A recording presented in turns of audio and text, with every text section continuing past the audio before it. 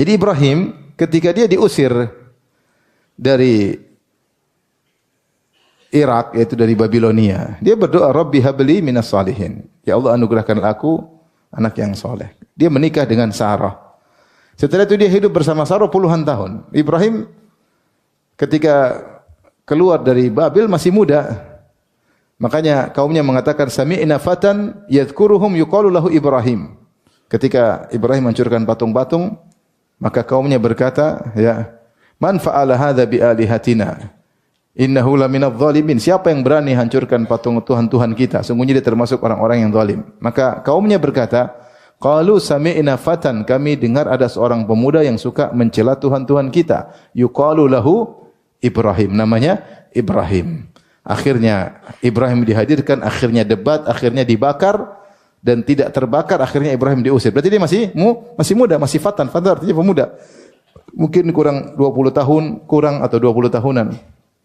Kemudian Ibrahim punya anak Ismail, ada yang mengatakan ketika usianya 80 tahun. Berarti Ibrahim berdoa, ya Allah anugerahkan anak kepadaku. Dikabulkan puluhan tahun kemudian. Dikabulkan puluhan tahun kemudian. Ya. Menikah dengan Sarah, tidak punya anak. Sampai akhirnya Sarah menghadiahkan Hajar kepada Ibrahim, baru kemudian punya anak Ismail. Baru kemudian nyusul Sarah juga punya anak, sudah mandul, sudah tua, ternyata punya anak. Tetapi di masa penungguan tersebut puluhan tahun, Ibrahim tidak putus asa. Cuma ketika dikabarkan dia punya anak, dia kaget aja. Bagaimana cara saya punya anak sementara saya sudah sangat tua. Tapi dia tidak putus asa. Makanya ketika malaikat berkata, wala takum minal qanitin, jangan kau termasuk orang yang putus asa. Ibrahim menimpali, saya tahu. Wa may yaqnatu min rahmati rabbi illa dhalun. Tidak ada yang putus asa kecuali orang yang tersesat. Subhanallah, puluhan tahun menanti dan tidak putus asa, akhirnya Allah kasih anak. Itu Allah tahu kapan waktunya Ibrahim punya anak. Maka nasihat buat diri saya pribadi dan juga para ikhwan dan akhwat, ketika kita berharap sesuatu, jangan putus asa. Ada orang yang berdoa supaya punya anak, ternyata enggak punya anak sampai sekian lama. Ya, saya pernah dengar cerita ada seorang setelah menikah 18 tahun baru punya anak. Saya pernah ketemu orang setelah 11 tahun baru punya anak. Saya pernah ketemu juga seorang syekh 9 tahun baru punya anak ya. Tapi tidak putus asa, berusaha. Taruhlah penghujungnya pun tidak punya anak, Allah mentakdirkan wa yaj'alu may yasha'u aqima, kata Allah, dan Allah menghendaki ada sebagian hamba Allah yang aqim, tidak punya anak, toh tidak putus asa. Berarti itu yang terbaik.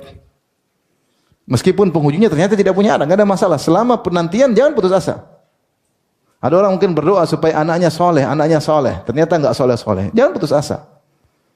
Bisa jadi Allah bikin dia soleh suatu saat tahu-tahu apa? Soleh. Tiba-tiba menjadi orang yang sangat baik, yang sangat soleh mungkin. Kalaupun ternyata anaknya tidak soleh sampai meninggal, enggak ada masalah. Yang penting dia tidak putus asa. Sebagaimana Nabi Nuh alaihissalam. Nabi Nuh alaihissalam mendakwahi istrinya dan putranya mungkin ratusan tahun. Penghujungnya istrinya tetap kafir, anaknya tetap apa? Kafir. Tapi apakah Nuh putus asa? Tidak. Bahkan ketika anaknya meninggal dia masih berdoa supaya bisa diselamatkan. Ternyata dilarang karena sudah meninggal dalam kondisi apa? Kafir. Tapi dia tidak putus asa. Tetap berdoa, tetap berdakwah, tidak putus asa. Menakjubkan Nabi Nuh alaihissalam. Karena sifat putus asa sifat yang buruk. Kita enggak tahu kapan pertolongan Allah datang. Ya, Allah kasih pertolongan di saat yang tepat yang kita perlukan. Oleh karenanya, tidaklah putus asa dari rahmat Allah kecuali orang-orang yang tercela. Dalam ayat ini, innahu la yai'asu min rauhillah ilal qaumul kafirun. Tidak ada yang putus asa dari pertolongan Allah kecuali orang-orang kafir.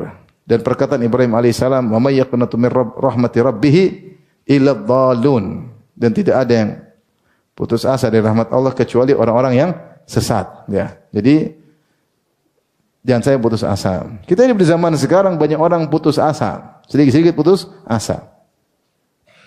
Mutung. Sedikit-sedikit minum baygon. Gara-gara masalah sepele. Saya baca orang bunuh diri gara-gara sedikit minum baygon. Akhirnya tidak jadi mati. Masuk rumah sakit. Akhirnya minta sumbangan. Tidak jadi mati, akhirnya sembuh. Alhamdulillah. Tapi sudah dosa, putus asa, mati dosa.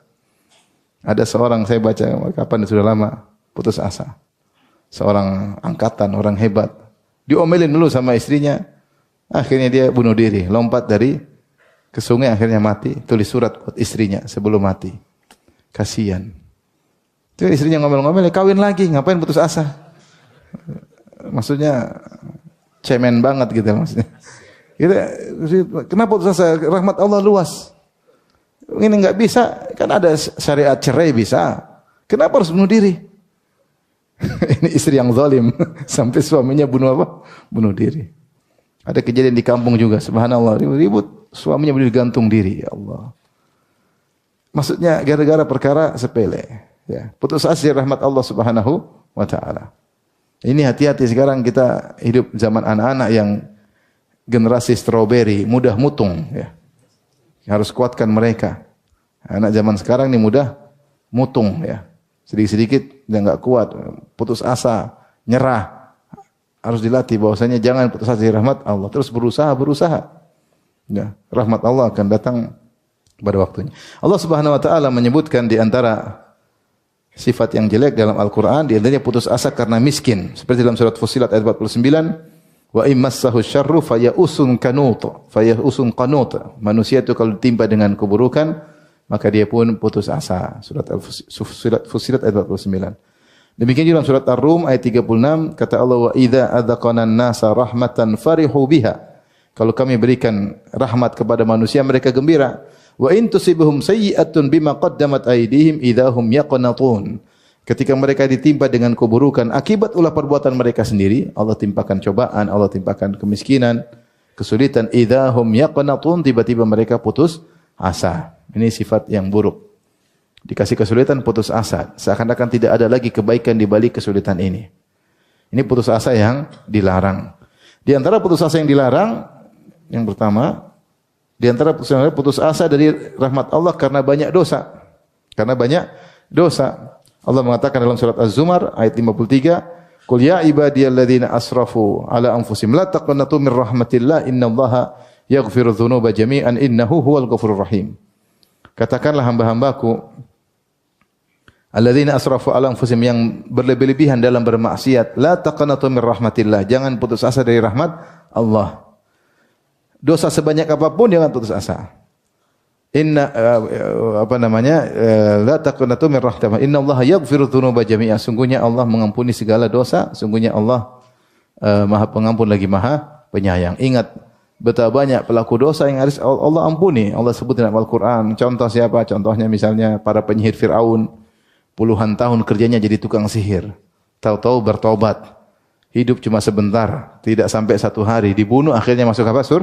Surga. Puluhan tahun kemaksiatan, kekufuran ditutup dengan taubatnya.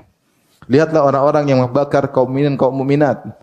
Dalam Allah sebutkan dalam Al-Qur'an dalam surat Al-Buruj, kata Allah, innal ladzina fatanul mu'minina wal mu'minati tsumma lam yatubu.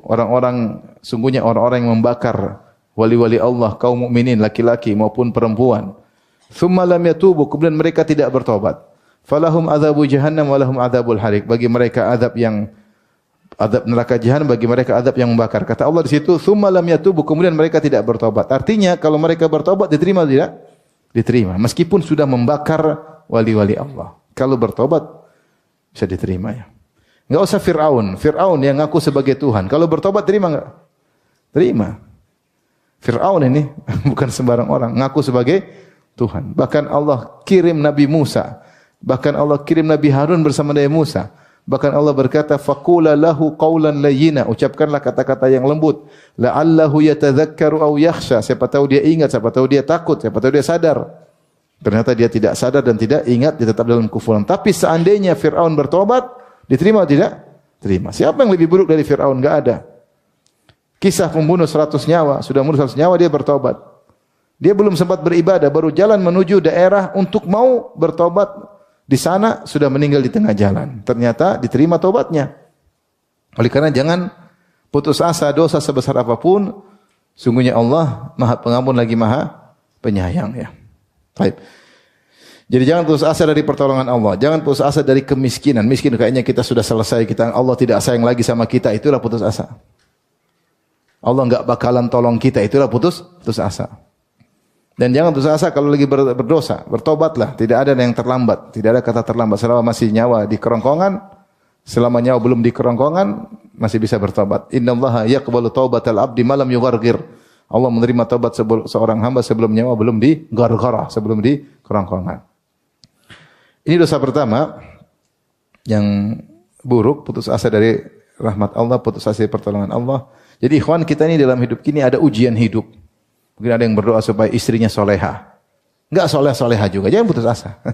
Doa aja terus. Ada satu saat dia soleh, kalau ada waktunya akan ada waktunya. Dia tidak soleha, mungkin ada hikmah buat kamu supaya kamu berdoa terus. Ya. Suami didoain supaya soleh, ternyata enggak soleh-soleh, berdoa aja, sabar. Anak-anak. Ada yang dicoba dengan tidak punya anak, berdoa aja terus, enggak ada masalah. Berdoa. Allah contohkan dalam Al-Quran, Nabi Ibrahim, Nabi Zakaria. Nabi Ibrahim puluhan tahun baru punya, Zakaria setelah tua baru punya anak. Emang dia nikah ketika sudah tua? Mungkin masih muda sudah nikah. Tapi ternyata istrinya mandul. Ketika sudah sangat tua, ya. Inni wahana al-'azmu minni washta'ala ar-ra'su syaiba. Tulangku sudah lemah, rambutku sudah putih semua, mungkin 90 tahun, mungkin 80 tahun. Baru Allah kasih anak. Ya, ini sebagian kita hanya baru menanti 9 tahun, 10 tahun. Allah kasih contoh, nabi-nabi pun diuji dengan demikian. Tapi mereka tidak pernah putus asa. Jangan putus asa. Jangan bilang sudah Allah tidak bakalan kasih, jangan. Doa saja. Capek berdoa, kapan berdoa lagi? Ada waktu berdoa lagi. Enggak ada salahnya kita berdoa. Dikabulkan enggak dikabulkan dapat pahala. Ya. Kalau Allah tidak kabulkan berarti yang terbaik bagi kita. Lain halnya kalau kita enggak berdoa, ya. Ini sudah berdoa Allah tidak kabulkan, itu yang terbaik bagi kita. Tinggal kita perbaiki diri, minta kepada